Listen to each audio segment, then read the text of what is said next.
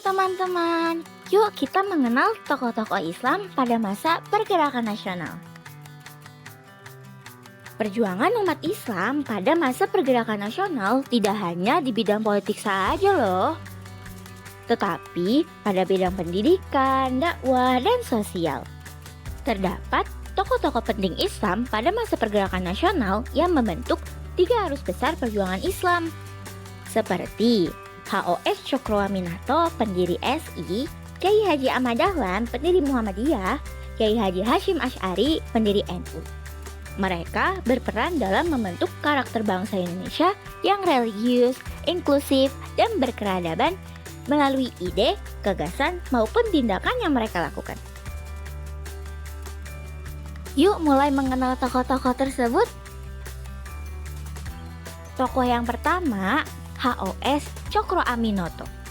Haji Umar Said Cokroaminoto adalah tokoh karismatik kelahiran Ponorogo 1882 yang menjadi pemimpin Sarekat Islam sejak 1912. Sarekat Islam bermula dari Sarekat Dagang Islam yang berdiri pada tahun 1911 yang bergerak pada bidang ekonomi dan sosial sebagai bentuk perlawanan pribumi terhadap Cina dalam perdagangan. Kemudian, organisasi ini ditransformasikan oleh H.O.S. Cokroaminoto menjadi Sarekat Islam yang mulai berubah ke bidang politik. Yang kedua ada Kiai Haji Ahmad Dahlan. Beliau lahir pada tanggal 1 Agustus 1868 di Yogyakarta dengan nama Muhammad Darwis. Beliau adalah seorang ulama besar yang bergelar pahlawan di Indonesia yang merupakan pendiri Muhammadiyah yang didirikan pada tanggal 18 November 1912. Muhammadiyah lahir sebagai respon terhadap kondisi umat Islam yang tertinggal dalam pendidikan dan terancam oleh kolonialisme serta Kristenisme. Organisasi ini berfokus pada pendidikan, sosial, dan dakwah. Tokoh yang ketiga adalah Kiai Haji Hasyim Asy'ari. Beliau lahir di Kabupaten Jombang, Jawa Timur, tanggal 14 Februari 1871.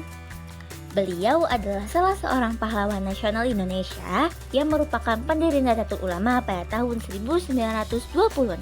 Nahdlatul Ulama didirikan sebagai bentuk respon perlawanan terhadap pemahaman Wahabi untuk menjaga ajaran Ahlussunnah wal Jamaah atau Aswaja yang bersumber dari Al-Quran, Sunnah, Ijma atau keputusan ulama sebelumnya, dan kias kasus-kasus dalam Al-Quran dan hadis.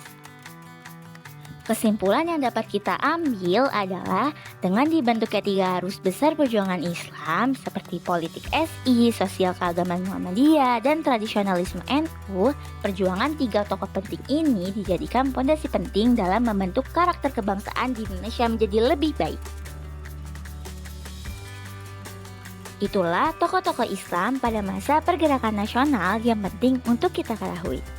Di Indonesia masih banyak lagi tokoh sejarah yang memberi kontribusi luar biasa yang bisa kita nikmati sampai hari ini loh. Yuk pelajari sejarah agar kita mengenal tokoh-tokoh penting yang lain yang ada di Indonesia. Aku, Bilqis Jasmine Athir, pamit undur diri. Sampai jumpa lagi teman-teman.